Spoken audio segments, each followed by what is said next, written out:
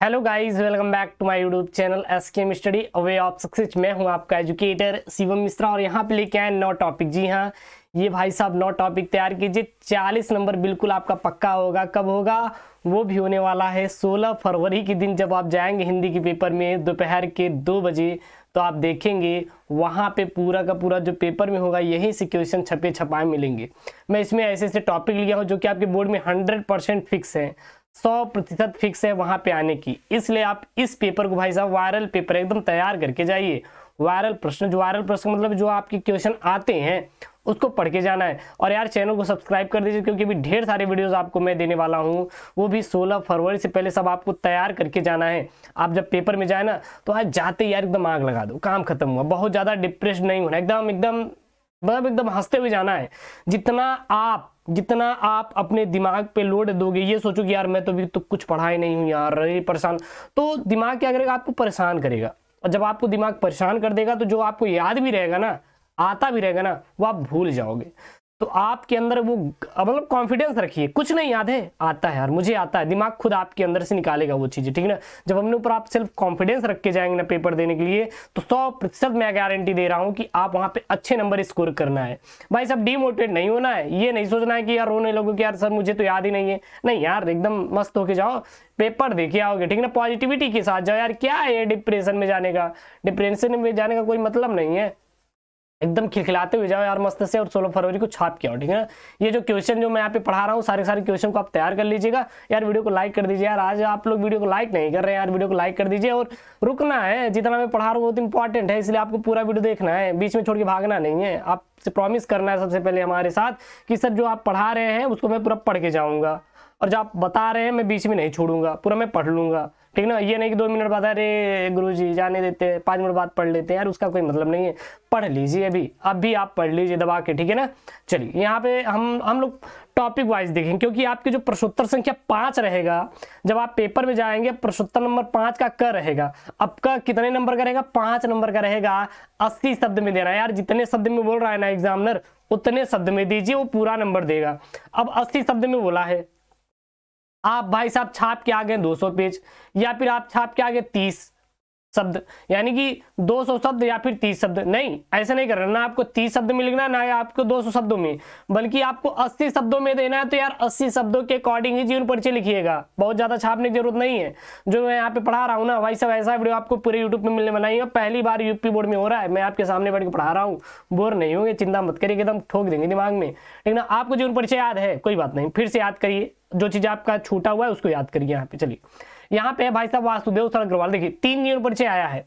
Doctor Vasudev sir Agarwal, हजार Prasad Dwivedi, APJ Abdul Kalam. तो यहाँ पे हम लोग डॉक्टर वासुदेव सर अग्रवाल का ले रहे हैं, इनका जीवन परिचय भाई साहब यहाँ पे हम लोग देखने वाले हैं। चलिए क्लियर है? हम लोग वीडियो को शुरू करें, उससे पहले आप लोग वीडियो को लाइक कर दीजिए, चैनल को यार सब्सक्राइब कर दीजिएगा। चलिए, वासुदेव सर अग्रवाल का जन्म 1904 ईस्वी में लखनऊ के प्रतिष्ठित वैश्य परिवार में हुआ था, या फिर ये जन्म लिए थे, सीधा बताना है। वासुदेव सर अग्रवाल का जन्म कब हुआ था? 1904 ईस्वी में लखनऊ के प्रतिष्ठित वैश्य परिवार में हुआ था। उच्च शिक्षा प्राप्त करने के लिए, यानी कि उच्च शिक्षा प्राप्त करने के पश्चात, यानी कि बाद पुरातत्व से जुड़े और कई सरकारी संस्थानों में महत्वपूर्ण पदों पर अग्रवाल जी आसीन रहे। मतलब जब इन्होंने अपनी उच्च शिक्षा प्राप्त कर ली, पढ़ाई कर ली, तो उसके बाद क्या हुआ कि इन्होंने पुरातत्व के जो सरकारी संस्थान से बड़े बड़े उससे ये जुड़े, और वहां पे उच्च पद पर, जैसे आप देखते होंगे आईएएस पीसीएस, ये कहीं ना कहीं आईएएस पीसीएस जो होते हैं ये बड़े उच्च पद वाले होते हैं। हाँ, इनसे नीचे जो होते हैं एसडीएम, नेकपाल, तो ये सब क्या होती है, ये नीचे पद वाले होते हैं। आपको पता होगा, जैसे आपके स्कूल में टीचर्स है, समझ कर ले, टीचर्स हैं, टीचर्स के उस पर कौन है? ऊपर प्रधानाध्यापक, प्रबंधक, तो ये सब ऊपर की ओर होते हैं ना। तो यही सब था इसमें। विभिन्न संस्थाओं तथा विश्वविद्यालयों में कार्यरत होने के पश्चात अग्रवाल जी ने स्वाध्याय जारी रखा, यानी कि ये क्या किए कि यह विभिन्न जो विश्वविद्यालय थे उसमें भी थे, काम कर रहे थे। लेकिन तब भी ऐसा नहीं था भाई साहब कि अगर वो विभिन्न विश्वविद्यालय में काम कर रहे थे तो अपनी पढ़ाई रोक दें, या फिर अपना जो अन्य काम है, हाँ, क्योंकि ये तो लेखक कवि थे, तो भाई साहब ये छोड़ के वही काम करे, ऐसा नहीं था। वो भी कर रहे थे, साथ में ये भी कर रहे थे। और पाली, संस्कृत, अंग्रेजी और भाषाओं के साथ प्राचीन भारतीय संस्कृति और पुरातत्व पर समान अधिकार प्राप्त किया। भारतीय संस्कृति व साहित्य के गंभीर अध्येता के रूप में अग्रवाल जी हिंदी साहित्य में विख्यात है। सन 1967 में वासुदेव सर अग्रवाल का क्या हो गया, निधन हो गया। फिर 1967 ईस्वी में क्या हो गया भाई साहब, वासुदेव सर अग्रवाल का क्या हो गया, निधन हो गया, यानी कि इनकी मृत्यु हो गई। बस इतना इनका साहित्यिक परिचय दीजिएगा, काम खत्म यार। एग्जामिनर आपको 5 नंबर देगा, मैं ठोक के बता रहा हूँ कि आपको 5 नंबर मिलेगा, ठीक है ना। आप चिंता मत करिएगा, जो मैं यहाँ पे बता रहा हूँ बस इतना ही तैयार करके जाइए, बहुत ज्यादा आपको फ्रस्ट्रेट नहीं होना है। इनके भाई साहब प्रमुख रचनाएं, प्रमुख कृतियां याद कर लीजिए। माता भूमि, कल्प वृक्ष, भारत की एकता, हमारे साथ याद कीजिए, आंख बंद करके हेडफोन लगा के। माता भूमि, कल्प वृक्ष, भारत की एकता और पृथ्वी पुत्र इत्यादि इनकी प्रमुख कृतियां हैं। साथ ही उरी ज्योति, कला और संस्कृति, भारती सावित्री, कादम्बरी, पुद्धार और अभिनंदन ग्रंथ इत्यादि इनकी संपादित पुस्तकें थी। तो संपादित पुस्तकों का नाम भी याद कर लीजिए। देखिए इनकी प्रमुख कृतियां तो बता दिए, अब यहां से जो संपादित पुस्तकें हैं ये आती है आपके बहुविकल्पी में। अब जब भाई साहब बहुविकल्पी में प्रश्न आएगा तो छोड़ के तो आएंगे नहीं, ऐसा है नहीं कि आप छोड़ के चले आएंगे, ठीक है ना। इसके अतिरिक्त पद्मावत की संजीवनी व्याख्या तथा बाणभट्ट के हर्षचरित का संस्कृत अध्ययन भी अग्रवाल जी द्वारा प्रस्तुत किया गया था। इसके अतिरिक्त इनके कौन कौन सी कृतियां हैं आप सीधा बता दीजिएगा। पद्मावत की संजीवनी व्याख्या और बाणभट्ट के हर्षचरित, ये क्या है, ये सांस्कृतिक अध्ययन है जो कि किसके द्वारा प्रस्तुत किए गए, डॉक्टर वासुदेव सर अग्रवाल के द्वारा प्रस्तुत किए गए। हमारे साथ बताइए आपको याद हो गया कि नहीं, तभी हम आगे बढ़ेंगे। हमारे साथ आप लोग बताइए याद हो गया कि नहीं। यार 16 फरवरी गया है ना, छाप के आना है, मुझसे प्रॉमिस कीजिए 16 फरवरी मेरी आंखों में आंखें डाल के बोलिए कि सर 16 फरवरी को जाएंगे, यही छाप के आएंगे, कुछ भी हो जाएगा, ठीक है ना। चलिए इतना हो गया। उसके बाद आपका आएगा कवि का साहित्यिक परिचय देते हुए उनकी प्रमुख कृतियों का उल्लेख कीजिए। भाई साहब 5 नंबर भाई साहब पक्का कर लो, 5 नंबर ये आप पक्का कर लो, 5 नंबर ये पक्का कर लो। ऐसा वीडियो आपको मिलने वाला नहीं है यूट्यूब पे, भाई साहब ये 5 नंबर ना पक्का कर लो। बहुत ही गारंटी वाला क्वेश्चन है और गारंटी वाला क्वेश्चन एसकेएम स्टडी देता है आके लेके, ठीक है ना। चलिए यहाँ पे है क्या, मैथिली शरणगुप्त, महादेवी वर्मा, सच्चिदानंद, हीरानंद, वात्स्यायन। लेकिन हम यहाँ पे केवल मैथिली शरणगुप्त का देखेंगे और महादेवी वर्मा। देखिए 2 जीवन परिचय मैं आपको दे रहा हूँ, सोचिए 2 जीवन परिचय इसी में मैं कवर करवा रहा हूँ, बार बार मैं कवर करवा दे रहा हूँ। भाई साहब ऐसा वीडियो कहीं मिलेगा, बार बार पढ़ेंगे आपको याद हो जाएगा, दिमाग में घुस जाएगा, वहाँ पे जाएंगे भाई सब निकलेगा, फिर निकालना है वहाँ बैठ के और कुछ करना नहीं है, ठीक है। अच्छा बताइए, आपका दोस्त होता है, हाँ कॉलेज स्कूल है, स्कूल में लड़के लड़कियां होती, भाई साहब मारपीट हो गई, बहुत चौचक झगड़ा हो गया। अब जब झगड़ा हो जाता है तो वो चीज़ आपकी याद रहती नहीं, आज यार ये लड़कवा ना आज इसको मार दिया, तो याद रहता ना। आप बताते हैं ऐसे, क्यों बताते हैं, क्योंकि वो चीज़ें हमारे दिमाग में आ जाती है, मुझसे डेडिकेशन के साथ देखते हैं। तो आप भी हमारी शक्ल मत देखिए, डेडिकेशन के साथ। भाई साहब ये देखिए, ये यहाँ पे जो मैथिली शरणगुप्त का जीवन परिचय देखिए, डेडिकेशन के साथ याद हो जाएगा। चलिए मैथिली शरणगुप्त को भाई साहब यहाँ पे हम याद करने वाले हैं। देखिए क्या लिखेंगे इसमें क्या लिखना है, सबसे बड़ी चीज होती है लिखना क्या है, यही लिखिएगा, काम खत्म। प्रसिद्ध राष्ट्र कवि मैथिली शरणगुप्त का जन्म चीरगांव झांसी में 3 अगस्त 1886 में हुआ था। प्रसिद्ध राष्ट्र कवि मैथिली शरणगुप्त का जन्म कब हुआ था, चीरगांव झांसी में 3 अगस्त 1886 में हुआ था।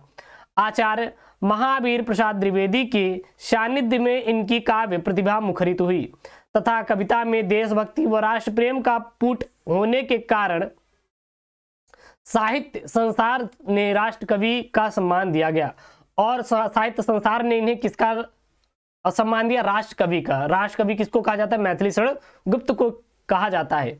राष्ट्रपति द्वारा संसद के सदस्य मनोनीत किए गए तथा जीवन पर्यंत साहित्य साधना की और 12 दिसंबर 1964 में राष्ट्र कवि का देहावसान हो गया, यानी कि इनकी मृत्यु हो गई। कब मृत्यु हुई थी हमारे राष्ट्र कवि मैथिली शरणगुप्त का, तो इनका मृत्यु हुआ था 12 दिसंबर 1964 ईस्वी में मृत्यु हुई थी। भाई साहब नोट कर लीजिए, छापने वाला क्वेश्चन स्क्रीनशॉट कर लीजिए। सबसे पहले स्क्रीनशॉट करने के बाद आप आंख बंद करके पढ़ेंगे। इसका मैं पीडीएफ टेलीग्राम पे भेज दूंगा, जाकर टेलीग्राम चैनल एसकेएम स्टडी से आप डाउनलोड कर लीजिएगा। अब कहेंगे गुरुदेव बहुत दिन से टेलीग्राम पे यार पीडीएफ नहीं मिली थी यार, कुछ कारण हो गया था। कारण ये था कि भाई साहब पीडीएफ जो थी वो रन नहीं कर पा रही थी प्रॉपर, तो इसलिए वहाँ पे आपको पीडीएफ नहीं मिली थी। लेकिन जो पिछले क्लास की पीडीएफ है, मैं सारा पीडीएफ आपको लाडोलो पहुंचवा दूंगा टेलीग्राम पे, जाके देख लीजिएगा वहां से। टेलीग्राम का नाम एसकेएम स्टडी, आपका टेलीग्राम, बाकी सब मोह माया है, हमारा नहीं है यार। मोह माया है, मोह माया में नहीं पढ़ते, आपका है, आप अपने अकॉर्डिंग देखिएगा, मेरा नहीं है, आपका है। अगर ये चैनल है तो आपका है, पढ़ाई भी आप कर रहे हैं, हमारा कुछ नहीं, बस हम आके यहाँ पे फ्री में ज्ञान बांट रहे हैं। अपना काम है फ्री में ज्ञान बांटना और आपको लेना, ठीक है ना। अब फ्री का ज्ञान आपको लेना है भाई साहब, यही दबा के लिखना है। ऐसा मत करिएगा कि यार गुरुजी तो फ्री का ज्ञान ठेल रहे हैं और हम लेके जाएंगे, क्या पेपर में आएगा, 100% आएगा। गुप्त जी का काव्य संग्रह क्या है, भारत भारती है। और इनकी प्रमुख रचनाएं याद कर लीजिए, तदंतर साकेत, जय दर्तवत, भारत भारती, अनगद, द्वापर, यशोधरा, पंचवटी, सिद्धराज गुप्त जी की प्रमुख रचनाएं हैं। तो भाई साहब गुप्त जी की प्रमुख रचनाएं आप लोग नोट कर लीजिए, क्या है, जय दर्तवत, भारत भारती, अनग, द्वापर, यशोधरा, पंचवटी, सिद्धराज इत्यादि गुप्त जी की क्या है, प्रमुख रचनाएं हैं। और तदंतर साकेत, ये भी क्या है भाई साहब, यह भी साकेत भी क्या है, मैथिली शरण गुप्त की है, क्या है, प्रमुख रचना। ये याद हो गया कि नहीं, पहले ये बता दीजिए, कमेंट में लिख दीजिए यार, मेरे बॉयज जितने भी यार लड़के लड़कियां ना लिख देंगे, ठीक है ना। हमें यार जाके छाप के आना, बाकी हम देख लेंगे जो होगा। महादेवी वर्मा का आप जीवन परिचय देख लीजिए, साहित्यिक परिचय लिखे, साहित्यिक परिचय इनका थोड़ा सा मैं बड़ा लेके आया हूँ, ठीक है ना। एक छोटा बताऊंगा, एक बड़ा बताऊंगा, क्योंकि गुरुजी कहेंगे अरे गुरुजी हमें तो ये पॉइंट याद था, आप ये पॉइंट दिए ही नहीं। अरे हमने कहा दे देते ना उसको, काहे के लिए। चलिए, आधुनिक हिंदी साहित्य की मीरा के रूप में ख्यातिलब्ध कवित्री महादेवी वर्मा छायावधु चतुष्टय की देवी सरस्वती में भी जानी जाती हैं, ठीक है ना। इनका जन्म 1907 ईस्वी में उत्तर प्रदेश के फर्रुखाबाद जिले में हुआ था। समृद्ध परिवार में पले बढ़े होने के बावजूद इनका जीवन उतार चढ़ाव भरा था। जीवन पर महात्मा गांधी और कला साधना पर गुरुदेव रविंद्रनाथ टैगोर के प्रभाव ने साहित्य सेवा को दिशा दी और अकादमिक व साहित्यिक जीवन में महादेवी वर्मा की नीति नई ऊंचाइयों को स्पर्श किया। कुछ वर्षों तक वहां उत्तर प्रदेश परिषद विधान परिषद की सदस्य रही और भारत सरकार ने पद्म विभूषण अलंकार से भी इनको सम्मानित किया। प्रयाग महिला विद्यापीठ की प्राचार्य तथा उप कुलपति की नियुक्ति के साथ साहित्य साधना जीवन भर चलती रही इनकी। और 1887 ईस्वी में प्रयागराज में ही महादेवी वर्मा का देहावसान हो गया। क्लियर है। उसके बाद नीचे क्या लिखेंगे, महादेवी वर्मा के काव्य में रहस्यवाद, सूक्ष्म अनुभूतियां के कोमल भाव बड़ी ही भावपूर्ण शैली में व्यक्त हुए हैं। मार्मिकता, रहस्यवाद, प्राकृतिक प्रधानता, बिंबों की प्रचुरता महादेवी वर्मा के काव्यगत सौंदर्य का आधार रहा। खड़ी बोली की करसता को कलापूर्ण चित्रात्मक शैली में अपने व्यक्तित्व की सहज करुणा, संवेदनशीलता और संगीतात्मक से परिवर्तित कर प्रकृति जगत के सूक्ष्म स्पंदनों को अभिव्यक्त करने की क्षमता से भर दिया। और तत्सम शब्दावली ने कवित्री के गीतों को गरिमामयी व्यंजनों से परिपूर्ण किया। अब इनकी प्रमुख रचनाएं भाई साहब आप याद कर लीजिए, छाप डालिए क्या क्या है। रश्मि, निहार, हिमालय, शांत गीत, दीपशिखा, यामा, निर्जा एवं सप्तपर्णा और सूक्ष्म संवेदनशीलता, परिष्कृत सौंदर्य रुचि, समृद्धि कल्पना शक्ति, अभी पूर्व चित्रात्मक शैली इनके काव्य में जितनी गहराई के साथ उपस्थित है उतनी ही किसी अन्य कवि में नहीं है, उतना किसी अन्य कवि में नहीं है। अतः हिंदी साहित्य की महादेवी का कहना महादेवी वर्मा के लिए अतिशयोक्ति न होगी। ठीक है, तो इनकी प्रमुख आप लोग काव्य रचना याद कर लीजिए, कृतियां रश्मि, निहार, हिमालय, शांत गीत, दीपशिखा, यामा, निर्जा, सप्तपर्णा है। क्लियर है, तो ये इनकी प्रमुख रचनाएं हैं। अब भाई साहब पंचलाइट और बहादुर कहानी का सारांश जो कि आपके बोर्ड में 5 नंबर का आएगा, 5 या फिर 6 नंबर का आपके बोर्ड में आएगा। भाई साहब दबा के आपको करना है, दबा के आपको ये चीज लिख लेना है और यही पढ़ के जाना है। बोर्ड में देखेंगे तो इससे बाहर आने वाला नहीं है। सबसे पहले पंचलाइट कहानी का सारांश देखेंगे। मैंने कई बार इसको बताया है और मैं आज लिख के आपके सामने प्रस्तुत कर रहा हूँ, ठीक है ना। फणीश्वर नाथ रेणु द्वारा लिखित पंचलाइट में ग्रामीण अंचल के सामाजिक, आर्थिक, सांस्कृतिक ताने बानों में गुथे परिवेश का सुंदर चित्रण है। गांव का सामाजिक क्षेत्र टोलों में विभक्त है। महतो टोलों में बड़ी बहार छाई है क्योंकि आज उनके टोलों का पंचलाइट आ रहा है। पंचायत के सदस्य लाइट, पंचलाइट अथवा पेट्रोमैक्स तथा पूजा की सामग्री इत्यादि खरीद कर तो ले आते हैं, परंतु जब पेट्रोमैक्स जलाने की बारी आती है तब सबको पता चलता है कि पूरी पंचायत क्या टोलों में से किसी को पेट्रोमैक्स जलाना आता है या भी नहीं। टोलों का सारा उत्साह हवा हो जाता है क्योंकि किसी को जलाना नहीं आता था। और सुझाव के साथ मायूसी भी बढ़ती जाती है। तभी ग्राम की बाला मुनरी संकेतों द्वारा पंचायतों को गोधन नाम सुझाती है कि भाई साहब गोधन जो है एक इसी मतलब जो आपका ये टोले बने रहते हैं, इसी टोले में एक मुनरी नाम की एक लड़की रहती है। वो कहती है भाई साहब गोधन ये पेट्रोमैक्स चला लेगा।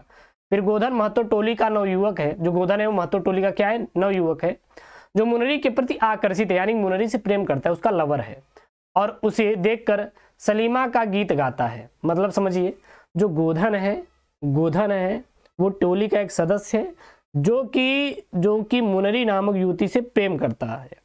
और जब मुनरी को देखता था तो सलीम का गाना गाता था, प्यार भरे गीत। भाई साहब कौन लवर को देख के अपने गाएगा नहीं, तो उसके भी मन में आता था, वो गा देता था। जैसे 14 फरवरी को वैलेंटाइन डे का दिन था और गाना गा दिया, और सबको पता चल गया कि भाई वैलेंटाइन डे के दिन ये गाना गा रहा है, कुछ ना कुछ गड़बड़ है।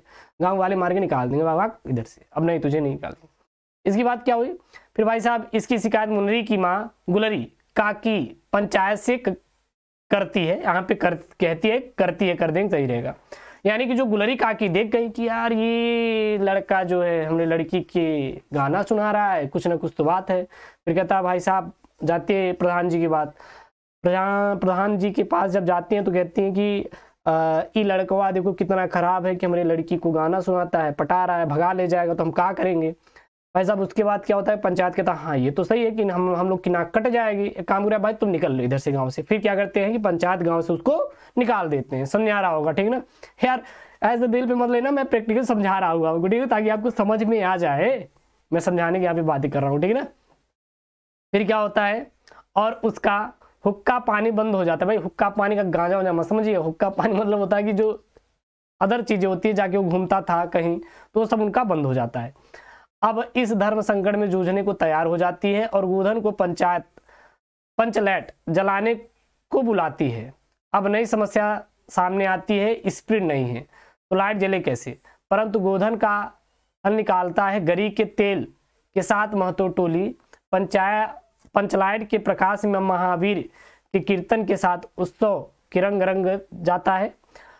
रंग जाता है और गोधन और मुनरी एक दूसरे को देखते हैं भाई साहब, और प्रेमाभिवादन होता है। और मुनरी काकी गोधन को भोजन पर आमंत्रित करती है, कहती है कि ऐसा दामाद नहीं मिलेगा। समझ आया। चलिए अब देखिए यहाँ से मैं क्या किया कि भाई साहब यहाँ से मैं उठा लिया व्याकरण। क्या उठा लिया, व्याकरण उठा लिया। अब ये जो व्याकरण है ना, इसको आप पढ़ डालिएगा। चलिए मुहावरे और लोकतियाँ, जो कि आपका 2 अंकों का पेपर में आएगा। कितने नंबर का आएगा, 2 नंबर का ये पेपर में आएगा।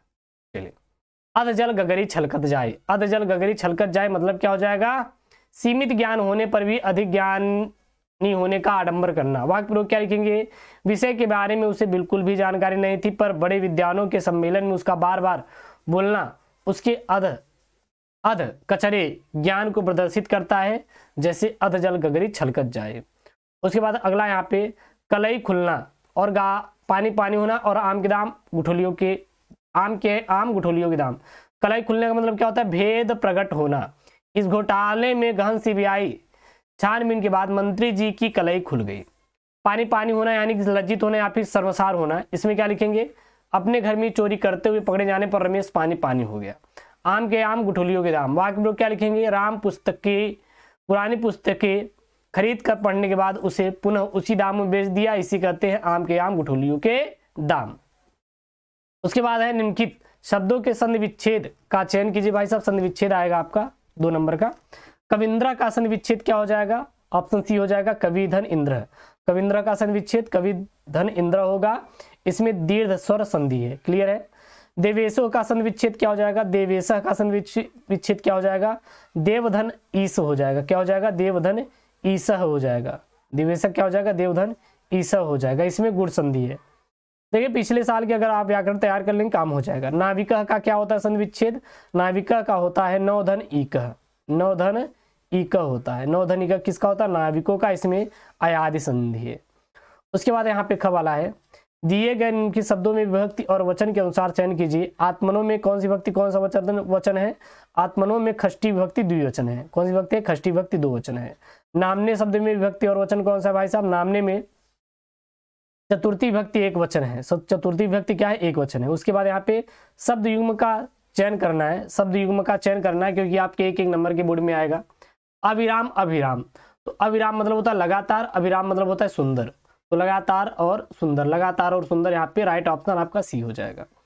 उसके बाद यहाँ पे जलधि, जलद और जलधि, जलद और जलधि का क्या हो जाएगा? जलद मतलब होता है बादल, जलधि मतलब अर्थ होता है, तो यहाँ पे क्या हो जाएगा? यहाँ पे हो जाएगा बादल और अर्थ, यहाँ पे है नहीं, यहाँ पे थोड़ा एक ऑप्शन नहीं है, इसको ध्यान दीजिएगा, ठीक है ना। चलिए उसके बाद क्या हो जाएगा? यहाँ पे ख का है, यहाँ पे निम्नलिखित शब्दों के दो अर्थ लिखिए। दल, मित्र, दाम, तो दल का दो जो अर्थ होता है, दो अर्थ क्या है? संगठन, और पौधों का छोटा कोमल पत्ता भी क्या होता है? दल का मतलब होता है। मित्र के दो शब्द लिखिए, सखा और सहचर, मित्र के दो शब्द होते हैं। दाम शब्द के दो अर्थ लिखिए, कीमत, फंदा, जाल और बंधन हो जाएगा।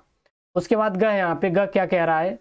यहाँ पे आपको वाक्यों के लिए एक शब्द का चयन करना है। जो ईश्वर में विश्वास करता है उसे क्या कहते हैं? उसे हम लोग आस्तिक कहते हैं। जो ईश्वर में विश्वास करता है उसे हम लोग क्या कहते हैं? आस्तिक कहते हैं। जो गलत कार्य के लिए हट करे उसे क्या कहते हैं? हम लोग दुराग्राही कहते हैं। जो गलत कार्य के लिए हट करे उसे क्या कहते हैं? दुराग्राही कहते हैं। अगला है, दो वाक्यों को शुद्ध करके लिखना है यहाँ पे। पहला है, यह पद्यांश नौका विहार कविता से संग्रहित है, तो क्या लिखेंगे? यह पद्यांश नौका विहार कविता में संग्रहित है। यहाँ पे से में क्या लगा देंगे? में ऐड कर देंगे, काम खत्म। क्या मेरा तौलिया सूख गया? क्या मेरी तौलिया सूख गई? यहाँ पे मेरी लगा देंगे, यहाँ पे ई लगा देंगे। तुम मेरे से मत बोलो, तुम मुझसे मत बोलो। मेरे से मतलब क्या हो जाएगा? यहाँ पे मुझसे हो जाएगा। क्या हो जाएगा? मुझसे हो जाएगा। निरपराधी को दंड नहीं देना चाहिए, निरपराध को दंड नहीं देना चाहिए, बस काम खत्म। भाई साहब ये क्वेश्चन तैयार करके जाइए, आराम से 40 नंबर आप 16 फरवरी के दिन फोड़ के आएंगे, इसकी गारंटी मेरी है। चिंता मत करिएगा यार, जब मैं यहाँ पे जितना पढ़ा रहा हूँ ना यार, आपका काम हो जाएगा। बहुत ज़्यादा परेशान होने की जरूरत नहीं है यार। वीडियो को यार लाइक कर दीजिएगा, चैनल को सब्सक्राइब कर दीजिएगा। मिलते हैं नेक्स्ट वीडियो में। ओके दोस्तों, thank you, Jai Hind, take care, bye bye. ध्यान से पढ़िएगा, दोबारा पढ़ लीजिएगा, ठीक है ना, और परेशान मत होइएगा, पास हो जाएंगे।